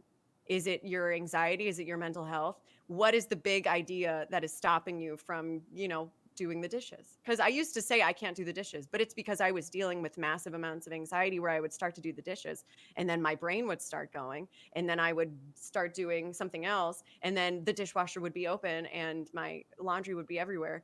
And then I, felt like I was in more of a hole than when I began. Oh yeah, but it's not. Isn't that the now, worst? I hate when that happens. When you feel like you're in worse of a hole. Like my laundry, Evan, I'm not kidding. I do not remember the last time that I was able to get all of my laundry done. Yeah. I don't. I'll be like, today's laundry day. And then I'll try and knock out as much as I can. And then halfway through the day, I'm like, all right, I'm going to take a break. And then once I take a break, day's over. I can't get back up and do it. I can't. But and then there's like you have clean clothes on my bed that I haven't put acknowledging. away. And they're 3 weeks later. Like they may or may not be right now. Can't confirm. But you're acknowledging the Just an choice that example. you made. Yeah. You're acknowledging that you said game's over, I'm done. Yep. I know. We make those decisions, but at the same time, it's like, so don't procrastination is a choice every time. As someone who loves to procrastinate, I used to procrastinate everything and I don't do it anymore because I realized how much I love not procrastinating. Mm-hmm. How much I love feeling confident that I've given myself enough time not only to do something but to do it well. and also I go, okay, here's another hour I would be spending comparing myself negatively online to somebody else, which is not how I want to be spending my time anymore.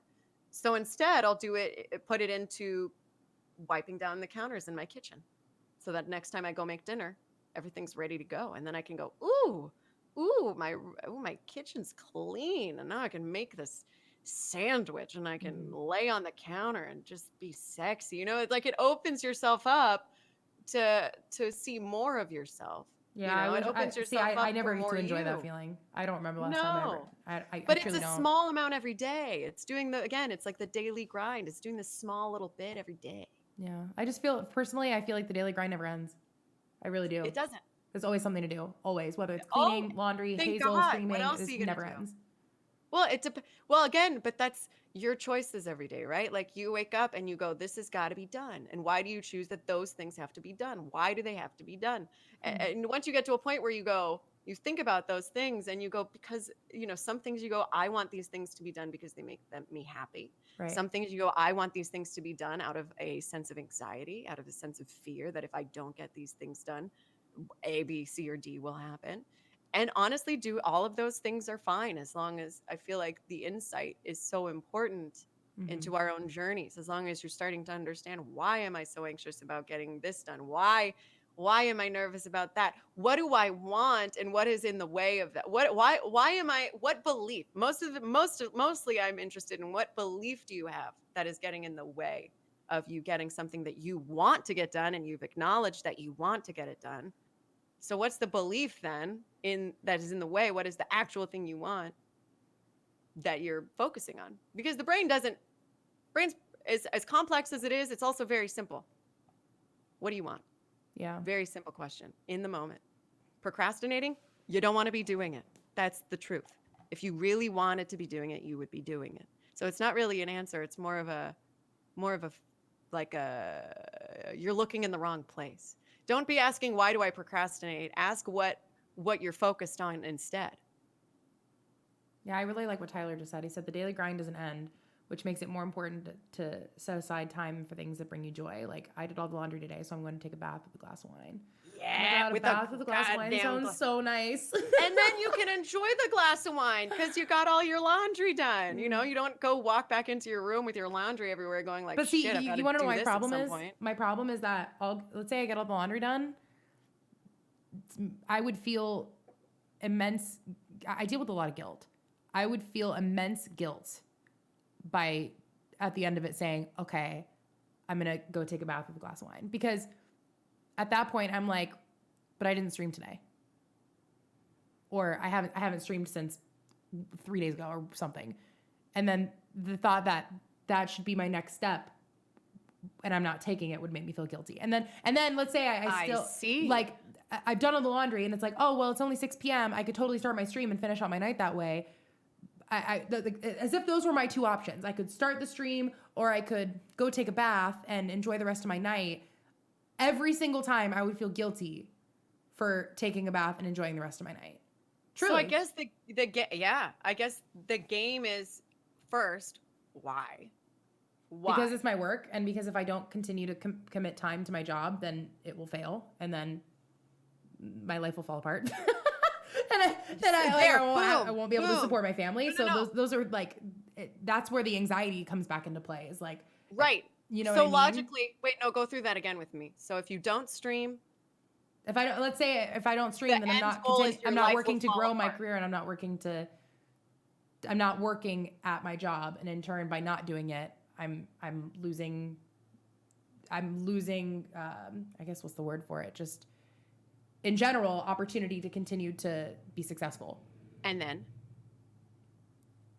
I feel guilty for that, because then let's say if I don't stream, then I don't get subs that day, and then my numbers continue to decline. Then it's like a spiraling feeling that if I don't, and that's I think it's something a lot of streamers experience, is if they don't put the time into it, then then what?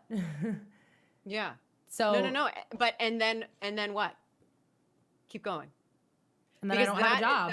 And then you don't have a job. And then what? And then I can't support my family. What do you mean? And then you can't? Because you could always get another job, right? Sure. But I mean, like, as somebody who I And went also, straight from let's say college your to full-time numbers streaming, fell. it's not like I quit my job and could go back to that. I would have to start fresh, which is fine. Like, but my point being is just like the overwhelming idea of a massive life change happening to bring that's where my brain goes at the idea of bath or stream, if that makes sense. So trying to like visualize Yeah. it like that. Yeah. But and yet we are changing. And yet, as humans, you and I are changing every second of every day, and we're learning things, right? As we do these patterns, we learn about ourselves, right? Like I found out I have IBS. That didn't happen fast. I wish it happened right when it started, but no, it took like years for me to figure out that my stomach is different now. Right. You would think that that's like something you would learn instantly. It's like, no, it took me 3 years to realize that my stomach is literally different now, and now I've made all these changes to my life so that I can function and do more. But before, I couldn't function because I was so damn anxious all the time. I was so focused on streaming that I couldn't do anything else. And when I couldn't do anything else, I was too anxious to stream. So if you're too anxious to stream, you're too anxious to stream. That is just a fact of reality. That if you're having all these panic attacks before streaming, there is something there for Haley to look at. There's something there for Evan to look at. There's something there for whatever person to look at. Because if that's now becoming your habit, right? That's a part of your day. Every time now you've committed 20 minutes to guilt and anxiety, and that takes up a chunk of your day. So it's like, how do we remove that fumbling in between the thoughts and the choice and the decision that's made? That has kind of been my journey right now with me is like, to stop. Like, for example, I had a really bad day and I opened my freezer and we have this like ice, our ice thing that you pour water into and it makes little ice cubes, whatever. So someone had put it back into the freezer. So it was loose. So I opened it up and it just face planted. And that's how my whole week felt. And like, part of me like stood there and I was like, there's two things that could happen right now. Either I could stand here and throw a fit and cry and like there's water all over the floor, whatever, or you go, what do I want? I don't want there to be ice on the ground anymore. So you pick it up and you just clean it up and you take that middle moment out of it, right? You just go, this sucks. I acknowledge this sucks. And like you take a moment to nod at yourself like, well, that sucks. And then you do the thing that's going to make you feel good.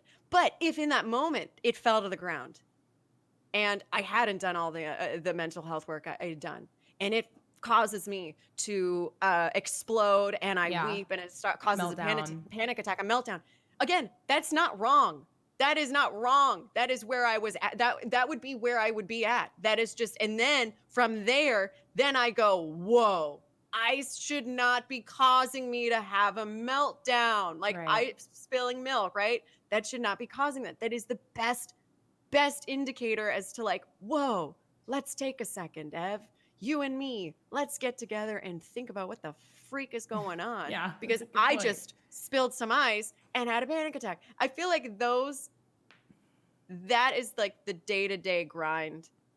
And it happens slowly. That sort of change in your own life is a very slow thing. It's slow for me. I still go up and down on days, but I recover so much quicker. I mean, I literally know when I wake up and I'm in my panic attack mode, which doesn't happen that much. Sometimes it's literally just hormonal. I have no control over it. I just wake up. Sometimes it's an indicator that I haven't eaten. Sometimes it's an indicator that I'm dehydrated. So I make sure, number one, I focus on water intake. I start drinking water and then I eat food. I have a way of going about my mental health now that is so helpful. So first I tackle water and food. Those are normal human needs. Then I think about, have I been sleeping well? If I haven't been sleeping well, boom, that's the focus of the week. The focus of the week now is to make sure I get back on a schedule. And I make my mental health number one, and everything else, success, job, family and friends, everything else comes second.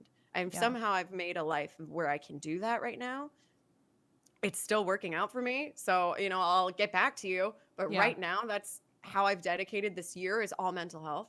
And I'm so goddamn glad I did that, because now when I'm looking at these other things in my life that I would like to grow, that I'd like to invest in, number one, the lady who's going to be doing all the things and the lady who's going to be investing in all the things, number one is taken care of. So I don't have to worry about the foundation.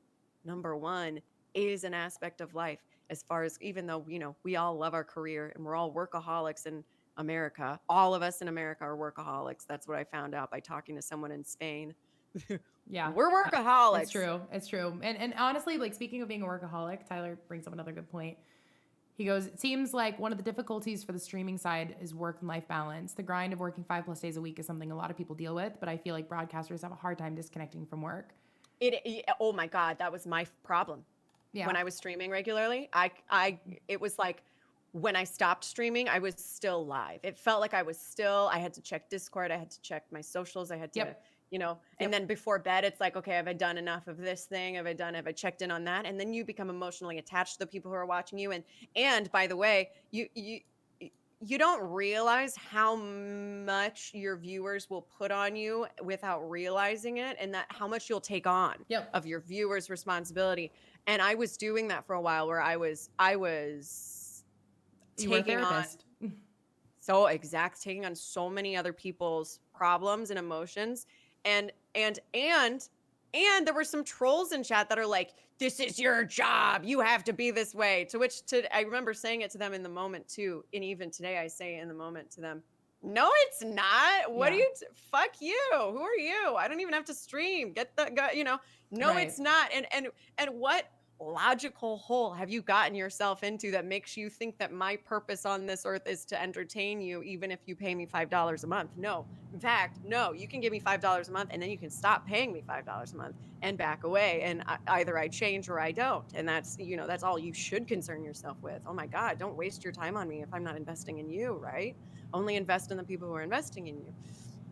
So it's like, I remember a period of time in streaming where it was believed by us too that we owed something to anybody else besides ourselves. And I think we get that way in work too. Like, if you work at a company, any company, you're valuable. And if they don't see your value, or if you're acting in a way that isn't, you admit to yourself, like, oh, I'm not being very valuable to this company. First of all, that doesn't make you not valuable. It means you don't feel like you're contributing in a way. And that could be the truth. It can be the truth. It can be the truth that you could be lazy, you could be selfish in a moment, and you can acknowledge that and go, yeah, I was very selfish during this period of time. But it's like, I feel like number one's gotta be you and me. Because if I'm gonna sit and stare at a wall and decide that I'm gonna kill myself, it ain't, and that's not your it's not any of my viewers' responsibility. Right. And also, I want to deal with that. You hit on a good point that I want to just touch on really quick, and then we should probably wrap it up because we're almost at 2 hours. Yeah, I know. Beautiful 2 hours. I love that this talk has gone on so long. It makes me so happy. But the idea, God, what was I just going to say? Oh, laziness. That's something I personally struggle with. That if I feel like I can't bring myself to do something, whether it's laundry or going live that day or whatever it is, for whatever reason, I have a hard time convincing myself that it's not being lazy. Like, if I can't look back on my day and list off every single thing that I did, and all of it is some kind of improvement to my life, whether it's cleaning the house or cooking or meal prepping or streaming or taking Hazel to the park or whatever, then I feel like I was lazy. So it's hard for me to reconcile with myself that I dealt with that. Yeah, that like not doing everything doesn't make me lazy. Or even just like if I can't bring myself to do whatever chore that I really should get done, that it's not laziness, because it's not.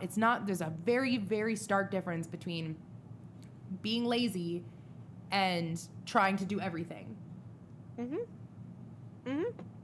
Well, there's a really big difference between being lazy and perfectionist, because perfectionist people are stressed out all the time because they need everything to be perfect. And so sometimes things get so you just stop doing things because you can't get it perfect every time. And then it creates that sort of cycle. And in acting class, you would watch those two types of people. You can see a lazy person go on stage, and you can see the perfectionist go on stage. And their problems look very different. And the reason is because after, when you would put up a scene, a lazy person who hadn't done the work would be like, yeah, well, it was, I did this and it was fine.